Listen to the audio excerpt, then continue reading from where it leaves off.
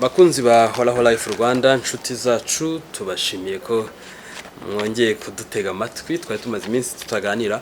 Uyu munsi n'ubundi muri kumwe na muganga Dieudonné Uwizeye, tukaba turi abo muri Horaho Life Rwanda, tuje kandi kubaganira ku buzima bwa none, cyane cyane uyu munsi tugiye kubabwira ku kintu cyitwa detoxification, gukura imyanda mu mubiri. Bakunzi bacu aho muherereye hose ku isi hose, mu bihugu bitandukanye, ku migabane itandukanye, n'abari hano mu Rwanda turabasuje cyane cyane. Reka dusuhuze abantu mwese mwakoze subscribe, mubona ibiganiro byacu ku gihe, n'abatarakora subscribe ni karibu muri Sanga. Ubuzima bwiza buriya amakuru ni icyambere, ushobora kumenya amakuru ugahita ugira byinshi uhindura ku buzima bwacu. Uyu munsi tugiye kwandika ku kiganiro cyo kuvuga uburyo bwo gusukura umubiri. Abantu muri iki gihe twavuga ngo isuku twakabaye tuyizi, ariko isuku ni ikintu kinini ku buzima bw'umuntu.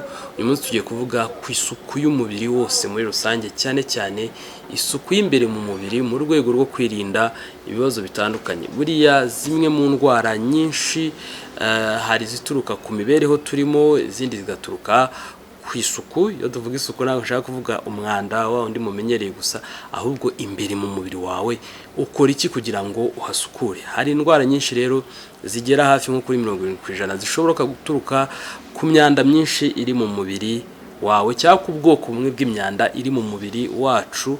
Ishobora guturuka ahantu hatandukanye, ishobora kujyamo mu buryo utazi, hanyuma bikaduteza ibibazo bitandukanye. Ikibazo cya mbere rero gituruka ku kwipakira kw'imwe mu myanda mu mubiri, harimo ibibazo by'indwara z'uruhuri zitandukanye. Indwara zimwe dushobora kubona zaje ku ruhu, izindi tukazumva indani mu mubiri, izindi zikigaragaza mu bindi bimenyetso byinshi bitandukanye.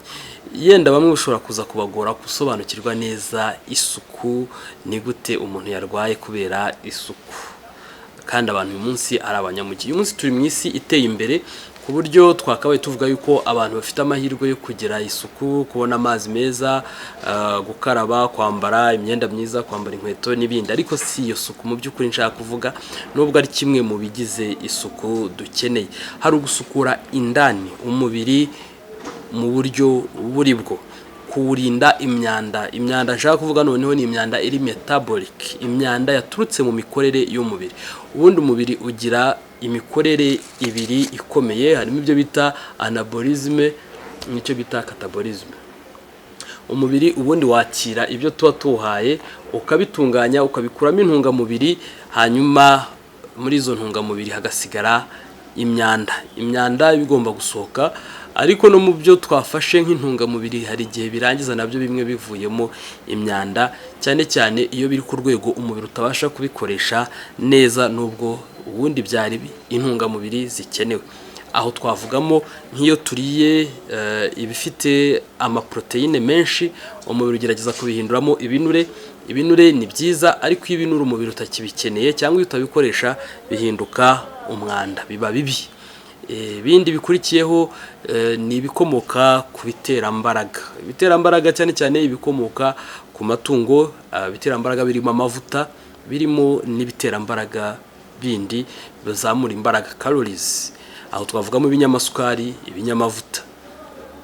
Ibinyamasukari n'ibinyamavuta nabyo umubiri ubibonye, hari ibyo ukoresha, ibindi ukabihinduramo nabyo ibinure kugira ngo ukore reserve cyangwa se ukore ububiko, stock.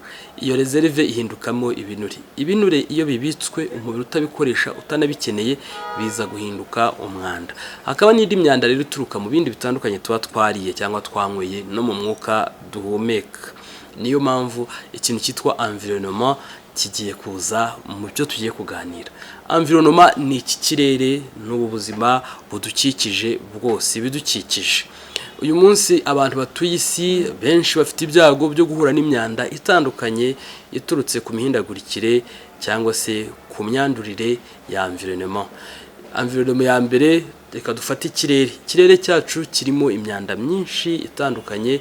Hari imyanda ikomoka ku nganda, hari imyanda ikomoka ku binyabiziga, hari imyanda ikomoka ku kwangirika kw'ibindi bidukikije, amashyamba, kugabanuka k'ubutaka buteyeho ibimera, hakiyongeraho inyubako, hakaza imyanda ituruka ku byo abantu bakoze imirimo itandukanye. Mubona za ruhurura, mubona imirimo gukoropa, guhinga, gukora inyubako, imikungugu, ibintu bitumuka. Uko ahantu havuye ibidukikije, ko havuye ishyamba, uko havuye ibimera, ibyatsi, uko havuye ibiti, tukashyira inyubako, burya byongera umwanda mu bidukikije. Nuvuga ngo byongera umwanda mu kirere, byongera umwuka mubi wa gaze carbonique n'ubundi bwoko bw'imyuka mibi ishinzemo nka za monoxide de carbone, amazote n'indi myanda yiyongera mu kirere, za ammoniac, ko abantu barushaho korora n'ibindi, ahubwo ibimera bigabanuka, ubwo mu kirere hiyongeramo imyanda. Ibiti rero n'ibindi bimera bidufasha buriya kugabanya imwe mu myanda yitwa gaze carbonique. Nk'uko twese abenshi tubizi, gaze carbonique ni imyanda iba yaturutse ku mihumekere yacu, kuri decombustion cyangwa se ku kwangizwa kw'ibindi bintu runaka, ariko cyane cyane n'iyo duhumeka natwe ubwacu dusohora gaze carbonique, tukaba dukeneye umwuka mwiza wa oxygene. Uko rero bidukikije byangirika, birimo ibiti, birimo ibimera, uko bigenda bivaho, cyane cyane amashyamba n'ibindi, umwuka mwiza wa oxygene nawo uragabanuka, kubera uko abantu biyongera, bongera inyubako, bongera ibikoresho bitanga wa mwanda, amagaze carbonique, bitanga ibikomoka cyangwa se ibisigazwa byakomotse kuri peteroli, aho muzumva imyuka, amakarubure, imyotsi y'imodoka, imyotsi y'inganda.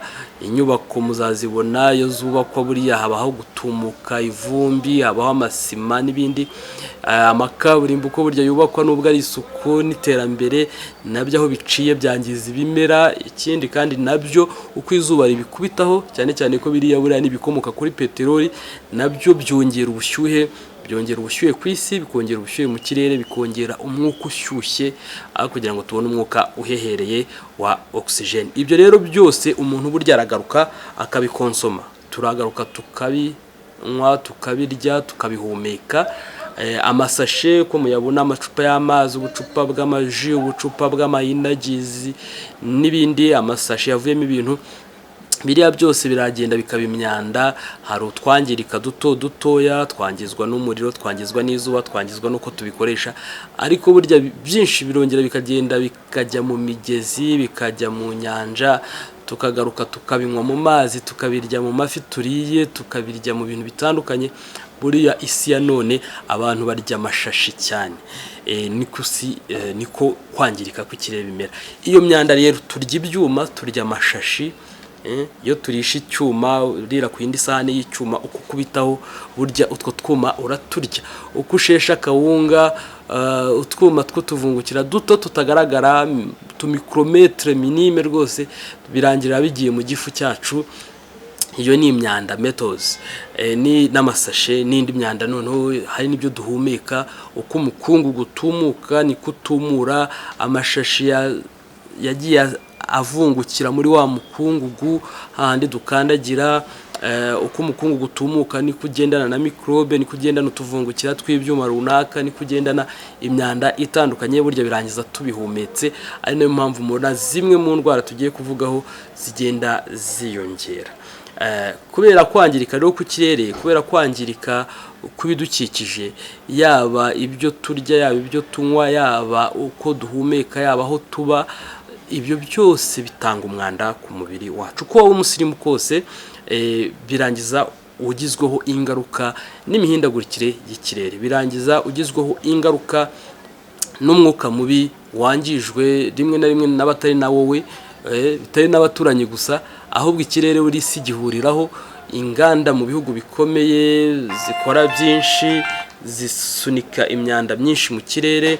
Inganda mu bihugu bikiri mu nzira y'amajyambere, ikirere cyacu natwe kikazamo uwo mwanda waturutse ku bisigazwa cyangwa se ku mwanda w'umwotsi waturutse ku nganda.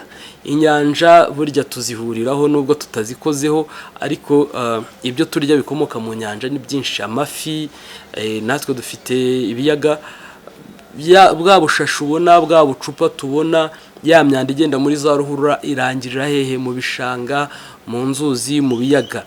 Amafi arabirya natwe tukarangiza tubiriye. Si uko ifi iri burye igicupa uko cyakabaye oya, ahubwo tuvungukira twarya cupa twaya mashashi twabya byuma bizaza mu mazi, kandi ifi ikoresha amazi mu guhumeka muri byose. Nuvuga ngo ayo mazi yanduye ari mutwo tuntu azayigeramo, kandi nawe uzayirya.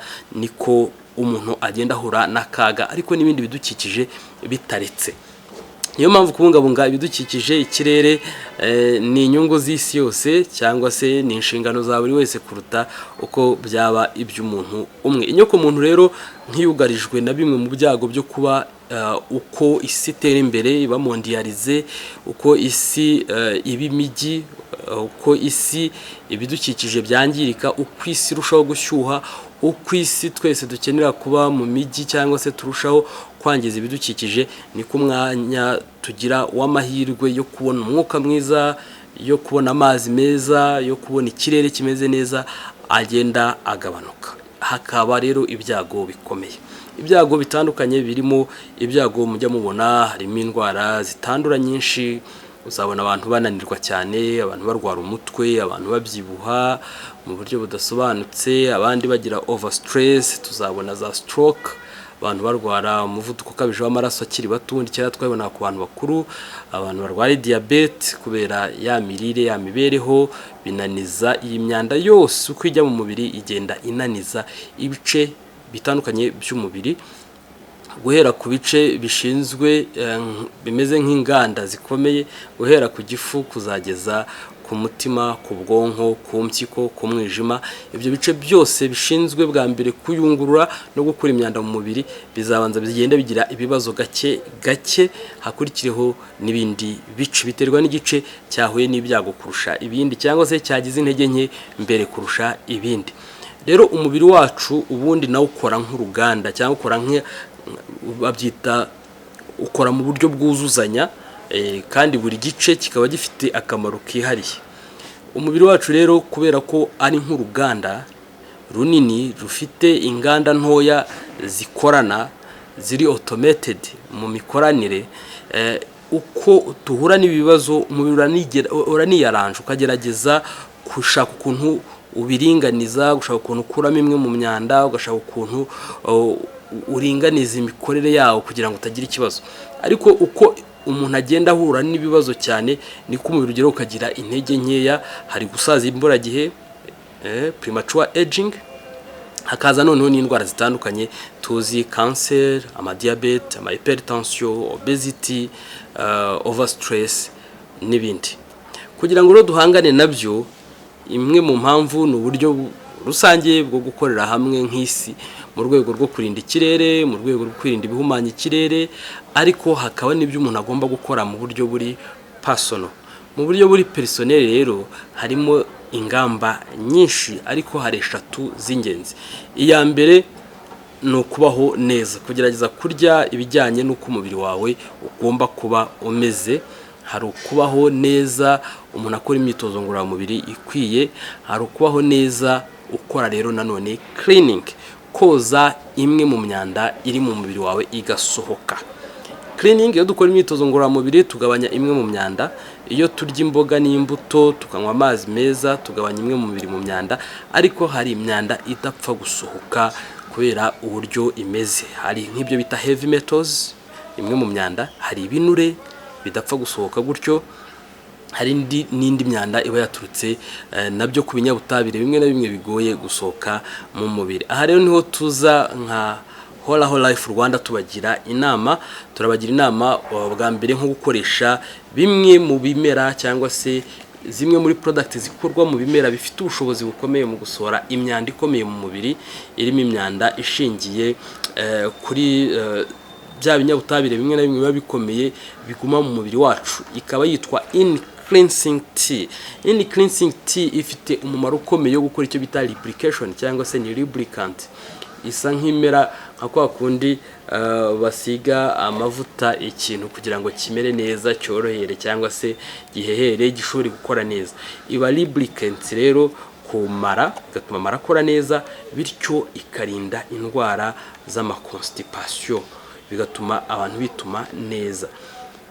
kimwe mu bibazo bikunze kwibasira abantu bahuye n'ama intoxication cyangwa n'ibibazo bishingiye ku byo bariye, hari ikibazo gihera mu mara mu nzira y'igogora, digestive tube cyangwa digestive system, kuko buriya ibintu byinshi turya bihera mu mara, ubuzima buhera mu nda.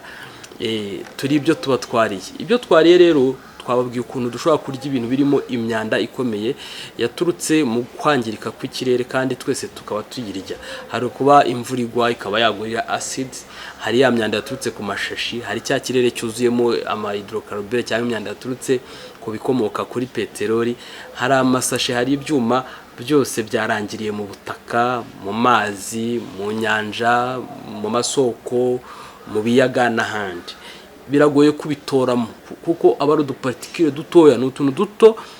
Urabona nk'icyuma iyo gishira cyarwaye ingesi, utuntu duto tuvaho ntushobora no kutubona, ariko ushobora no kuturya ntutwumve.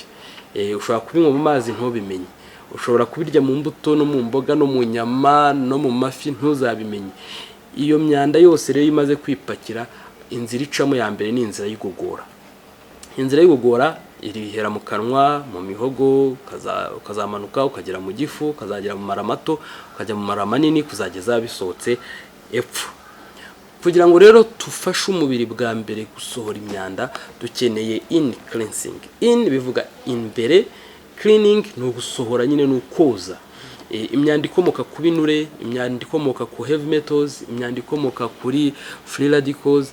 In cleansing ifasha umubiri gusohora iyo myanda, bityo ku bantu bagira nka constipation, abantu bagira indigestion, abantu bagira kuribwa mu nda, abantu bagira maragira amafraturance, byuka, abantu bagira amara y'amanebwe, gukoresha in cleansing ni igisubizo cyiza, dore yuko iki ni icyayi gikozwe mu byo bita spirulina, pratensis extract, izo bita seed za cassia seed, hawthorns, koa seeds, nizo bita green teas.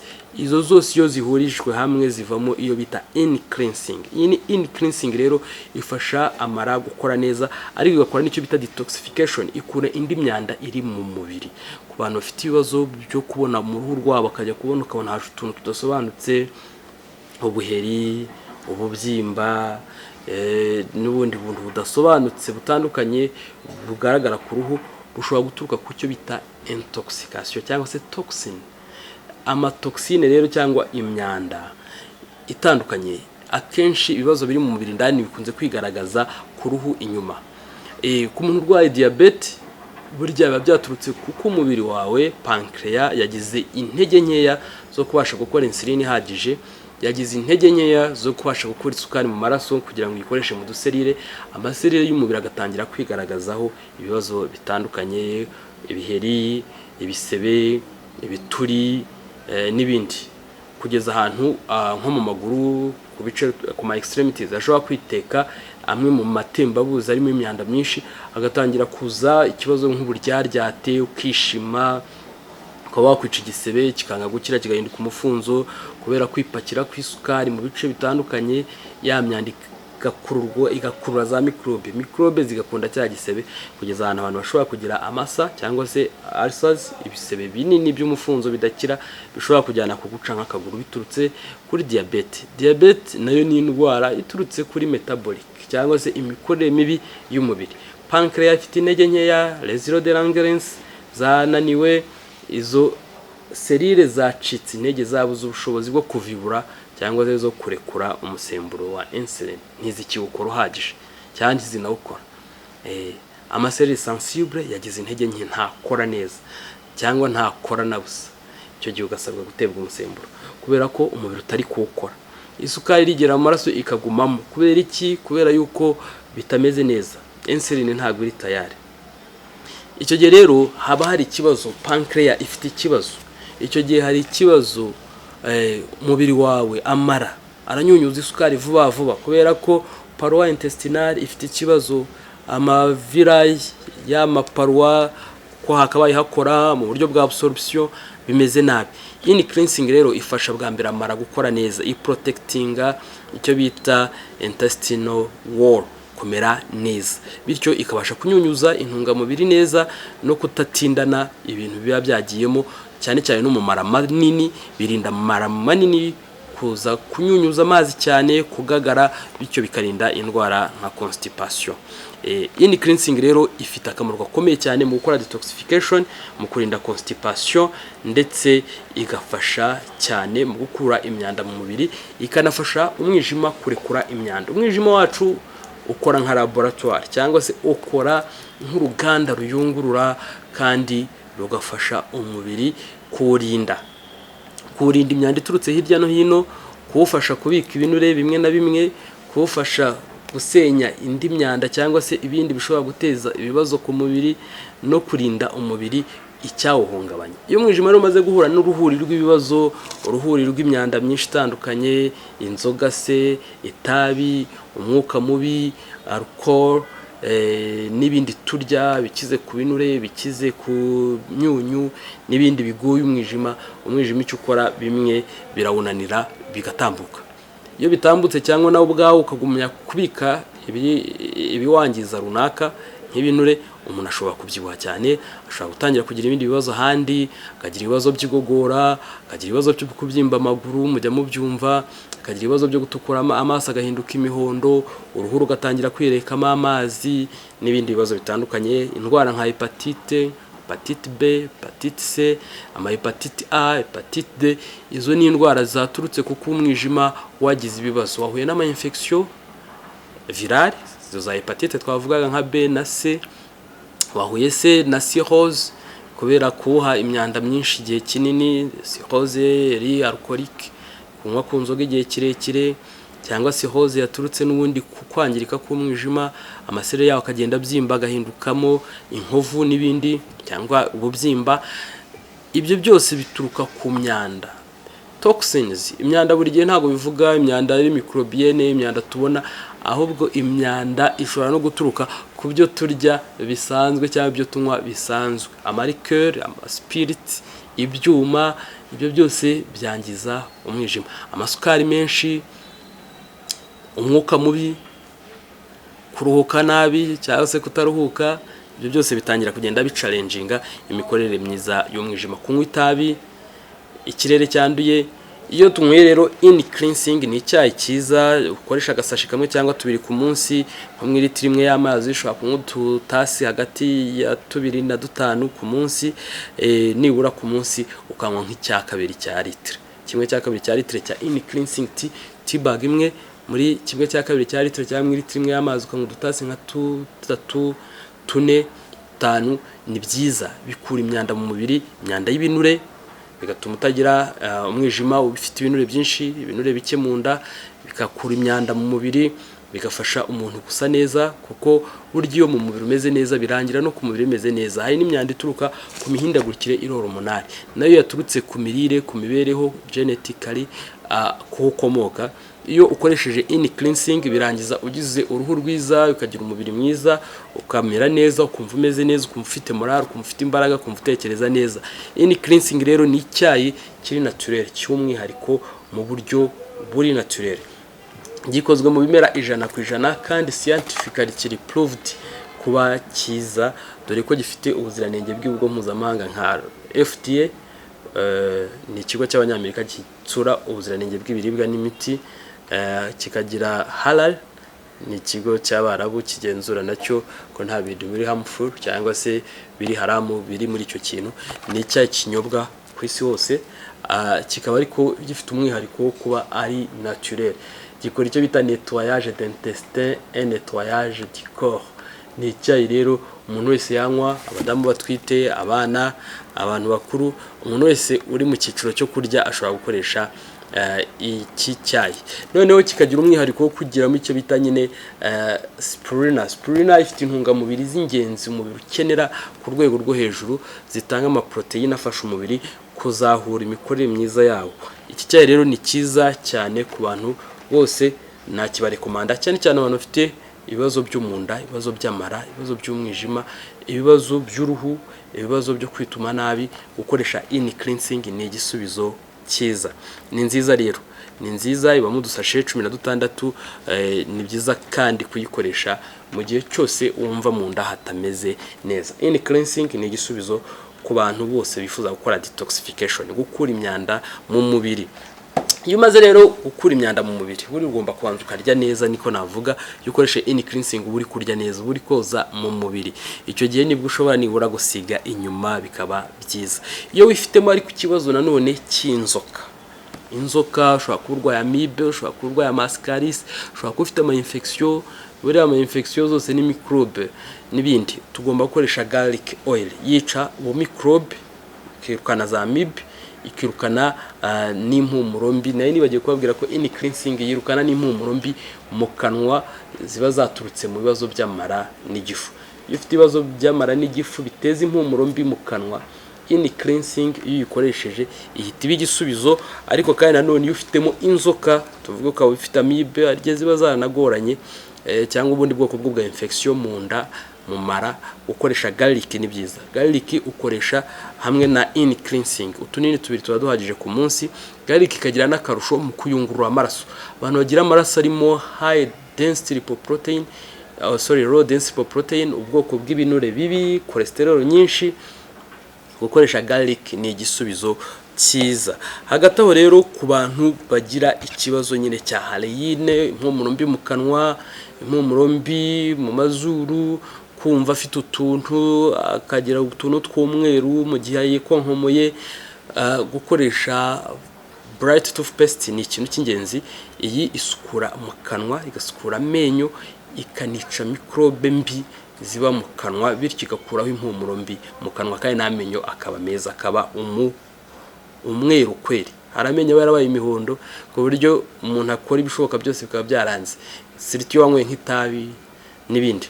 Gukoresha bright toothpaste ni byiza, ni ingenzi cyane kandi ni nziza, inafasha mu kanwa kumera neza, ukumva ufite fresher, ni nziza rero.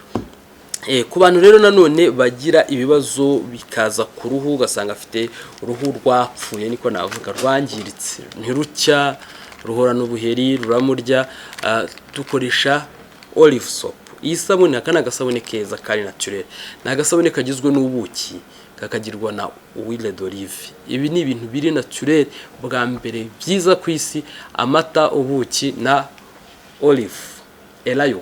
Elayo, ubuki, amata ni ibintu bifasha MBB bikora imbibisiyo y'uruhu, bikarugaburira ariko byangiza bikaruziburamo imyanda yaturutse ku misemburo, imyanda yaturutse ku binure, imyanda yaturutse ku mihindagurikire y'uruhu kubera izuba se cyangwa ubukonje. Gusaza k'uruhu byongera kurenovera uruhu, rugakora amaserire mashyashya, umuntu akaba mwiza, akagira police epo claire. Iyi ni olive soap. Olive soap rero ni isabune iri naturel, ni isabune nayo iri accredited n'ikigo cy'abanyamerika gitsura ubuziranenge bw'ibijyanye na cosmetics. Huile d'olive rero ni nziza kandi iraramba, ni agasabune keza cyane, nanjye ndayikunda ku isi, ni isabune ya mbere naturel nziza. Iyi sabune rero uyikaraba nibura rimwe cyangwa kabiri ku munsi. Huile d'olive ni nziza cyane, ikaba ari naturel, akaba ari umwimerere. Huile d'olive ni umwimerere 100%. Rero iyo umaze gukaraba huile d'olive, ushaka kugira uruhu rwiza nk'ababyeyi, abamama, abakobwa, uruhu rwanze pe rwaranze, iyo umaze kuyikaraba ushobora gukoresha icyo bita activator, aloe activator. Aloe activator uyisiga ahantu uruhu rwose rutameze neza, mu maso, mu ijosi, ku maboko se, hanyuma wamara kusa nk'uyihanaguje cyangwa nk'uyisize, ikora icyo bita support the efficacy and performance of the skin care product with high concentration of aloe. Ni igikakarubamba nyine. Igikakarubamba murakizi, imwe mu mimaro y'igikakarubamba no gucicatriza, gukiza ahantu hafite imerere mibi hatameze neza. Iyo rero umaze gukoresha activator, ushobora noneho kwisiga amavuta y'uruhu atuma uruhu rukira. Dushobora gukoresha ku manywa cyangwa nijoro. Iyi propolis creme rero urabyumva irimo propolis, ni bikomoka ku nzuki, ikaba creme, ni utuvuta twiza, urayisiga kuko ikize kuri vitamine A na vitamine E. Ibi bituma uruhu ruba clean, rukaba clair, rukaba éclairé kandi mu buryo buri naturel. No vango igaburira uruhu, ikarufasha kugira ubuhehere bwiza, ikarufasha kumererwa neza, gukira no kongera kugira imisusire myiza.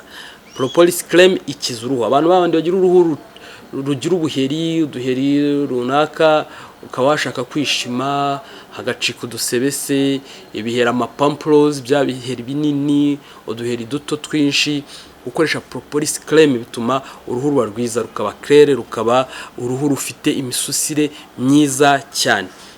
Nijoro dushobora gukoresha propolis aloe vera gel, yamaze koga neza, wamaze gukaraba huile d'olive, wamaze gukaraba olive soap, yamaze gukora olive soap, umaze gukoresha activator.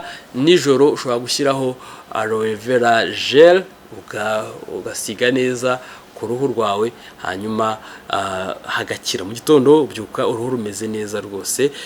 Cyane cyane nko muri iki gihe cy'izuba, abantu bafite uruhu rubamereye nabi, hari igihe ruba runakurya rwose wumva warushima, rukumereye nabi. Abagabo yamaze kogosha ubwanwa se cyangwa se rumurya, ahangaho ugomba gusigamo aloe vera gel. Abadamu kwa kundi uruhu ruba rwamunaniye nyuma yo gukoresha amavuta amoko menshi, yarakoresha amavuta ariko uruhu rukanga, abagomba kugerageza agakoresha huile d'olive, iyi olive soap umaze gukaraba, ugakoresha activator, noneho nyuma ukisiga propolis creme, ugasiga neza uruhu rwawe, uragenda ukaba neza, uruhu rukongera rukirema, rukaba uruhu rwiza, rukagira buriya rukuntu abantu kubera kwisiga amavuta menshi, cyangwa se kuba kuzuba cyangwa ahantu hameze klima runaka yarakunaniye, uruhu rukagenda rukashiraho kushe. Buriya uruhu rugira amakushe menshi, iyi kushe y'inyuma ikagenda yangirika, cyane cyane abamama, abakobwa, kubera gukoresha amavuta kenshi no gukoresha ibindi basiga ku ruhu byinshi, ama makeup n'ibindi, kubera urwo ruhu rugenda rutakaza kushe, iyi kushe iri inyuma. None iyi kushe iyo yangiritse rero uruhu rutangira kuba sensitive, ruba sensitive, rukaba rwatangira kujya rugira amareriji, rukagira ibiheri, rukagira amabara atandukanye. Mu kanya ugasanga uruhu rwabaye umukara, mu kandi kanya ugasanga rwatukuye, mu kandi kanya rukivumbura. Ahangaha rero kugira ngo wongere gusana uruhu, dukenera gukoresha ibyongera kurwubaka. Aha dukoresha olive soap, tugakoresha activator, tukaba twakoresha propolis creme.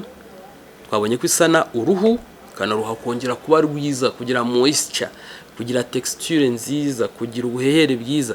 Tugakoresha aloe vera gel kugira ngo uruhu rwongere gukira. Hari igihe ruba rwarababaye nyine rufite, nabyita rufite hypersensitivity cyangwa se rufite kwangirika. Iyo dukoresheje aloe vera gel uruhu rwongera kwisana rukaba rwiza. Hanyuma nijoro, mu gitondo, n'ikindi gihe cyose baye ngombwa ugakoresha iyi dentifrice mu kublashinga mu kanwa kawe, ukabrusa na bright toothpaste, bigatuma amenyo yawe asa neza, bikakurindwa ama infection mu kanwa, ifumbi, impumuro mbi, kubabara ishinya, amenyo acukuka n'ibindi. Irabivura. Hanyuma mu gihe ufite ikibazo mu mara ariko no muri rwa ruhu, iyo dushaka ruba rwiza, tugomba gukoresha in cleansing. Turayinywa nk'icyayi. Iyo tunyweye in cleansing iroza, iragenda igakubura imyanda iri mu mubiri no mu maraso, bityo bigatuma n'imisemburo yacu imera neza, bikarinda uruhu, bikaturinda kwishima, kurwara ibiheri, gusa nabi. Twabirangiza tukanarwanya inzoka. Abantu bakunze kurwara inzoka zibatera kwishima, uruhu rukaba rubi, rugafuruta, rukamera gute. Dufata garlic oil. Iyi cure rero, cure nziza igizwe na in cleansing, ikagira garlic mu gusukura imbere mu mubiri. Aha tuba twogeje imbere mu mubiri, imbere ubundi se wahogesha iki? Nta cyangwa wabona ushyira imbere. Amazi yonyine, hari igihe amazi murabizi, amazi yose utse ku mavuta bigenda gute? Biritandukanye. Ntabwo amazi ajya yivanga n'amavuta. Icyo gihe rero bisaba ko dukoresha in cleansing na garlic mu rwego rwo gusohora imyanda irimo inzoka, imyanda idapfa gusohoka, imyanda irimo free metals, free radicals, imyanda irimo amavuta cyangwa se ibinure, imyanda irimo cholesterol. Tugomba kugerageza gukoresha garlic na in cleansing. Hanyuma iyo tubirangije tugakaraba neza no ku ruhu dukoresheje iki? Dukoresheje olive soap. Iyo tumaze gukoresha in cleansing na garlic, tuba tugomba gukoresha olive soap kugira ngo dukarabe, twoge n'inyuma hase neza. Nyuma yo gukoresha olive soap tugashyiraho activator kugira ngo tugakoresha activator kugira ngo ya myanda yaba yasigaye ku ruhu no mu twengeho ivemo kugira ngo ibanze conditioning uruhu rumere neza rube rwiteguye kwakira amavuta yabugenewe. Tugakoresha propolis cream. Iyi propolis cream idufasha cyangwa se aloe vera propolis cream idufasha gutuma uruhu rubona vitamine A na vitamine E zigaburira uruhu, bityo uruhu rwacu rukagira imisusire imeze neza, rukagira ubuhere bumeze neza, bigatuma ruba clair rukamera neza. Hanyuma kugira ngo nanone turukize uruhu harigera rwagiye rwangirika, rwaratakaje kushe, amavuta amwe yararutwitse icyo cyangwa izuba cyangwa imibereho runaka, tugafata aloe vera gel tukayikoresha ikadufasha kugira gute, kugira ngo tubone uruhu ruri smooth kandi ikakiza twa ducicatrice, twa tuntu tw'uduheri, twa tuntu tw'udusebe dushobora kuza ku ruhu, twa twengeho twagiye tuziba, irongera ikarusana uruhu rukagira kush, rukagira ubuzima rukagira ubuzima. Hanyuma twajya kuryama, twabyuka mu gitondo, twashaka kwibrosa tugakoresha aloe vera bright toothpaste, ituma amenyo yacu amera neza. Buriya infection zo mu kanwa cyangwa se microbe zo mu kanwa ziri muri microbe nazo zishobora no gutera ibibazo mu mihogo no mu gifu, kimwe nuko ibibazo byo mu gifu no mu mara nabyo bizamura ibibazo mu mihogo no mu kanwa, umuntu akagira impumuro mbi ndetse agatangira kugira ibibazo bitandukanye. Rero niyo mpamvu bright toothpaste iza ari igisubizo cyo gukemura ibibazo byo mu kanwa, impumuro mbi, gusa nabi mu kanwa cyangwa se kumera nabi ko mu kanwa, hanyuma ikarinda ibibazo, amafumbi, kuva mu ishinya, amenyo adasa neza, amenyo y'umuhondo cyangwa y'umukara, amenyo acukuka, kubabara wanyweye ibishyushye cyangwa wanyweye ibikonje. Bright toothpaste iraza igakemura ibyo bibazo. Iyi kombinezo rero iyo ukoze ubukemuye ibibazo by'umwanda cyangwa se ibibazo akenshi mu by'ukuri turoga turabrushinga, ariko hari n'igihe usanga amenyo yawe yarabaye sensitive kubera ubwoko bw'amadentifrice ukoresha. Gukoresha aloe vera toothpaste ni igisubizo, kirabikemura. Iyi game rero yikoresheje ubukoze cleaning, uba wogeje kandi se usize umubiri uko bigomba. Ku babyeyi, ku mama, ku bakobwa, ku bagabo, ku basore, iyi ni game cyangwa se ni combination nziza ku buzima bwanyu. Turabashimiye cyane. Muri Horaho Life Rwanda twifuza ko mugira ubuzima bwiza, mwibuka yuko turi mu isi byanze bikunze iduha imyanda ikomoka ku mibereho itandukanye twabonye, ku mihindagurikire myinshi itandukanye twabonye. Uyu munsi turya akenshi ibintu byakomotse mu nganda, turyamo imyunyu myinshi, turyamo amavuta runaka, turyamo amadeshe y'ibikomoka kuri bya bintu bitera umwana twavugaga masashi, byuma n'iki. Umwuka duhumeka urimo microbe, ukabamo ibinyabutabire bitandukanye. Dukeneye gukoresha ibintu biri naturel kuri iki kigero mu rwego rwo cleaninga no kurinda umubiri wacu indwara zitandukanye. Iyo wakoresha ibi ngibi ushobora kubona amahirwe yo kwirinda indwara zitandukanye, indwara z'uruhu, indwara zo mu nda, indwara za cancer, indwara nka diabete, indwara nka hypertension, stress, ibibazo by'amaconstipation n'amaindigestion n'ibindi bibazo bitandukanye. Kwirinda biruta kwivuza. Iyi game iturinda indwara nyinshi. Turabashimiye cyane ko mwakurikiye ibiganiro byacu. Mwibuke gukora subscribe, mwibuke gukora share, kandi ibiganiro byacu nakagaruka kugira ngo tujye inama ku buzima. Ubuzima bwiza nibwo bukungu.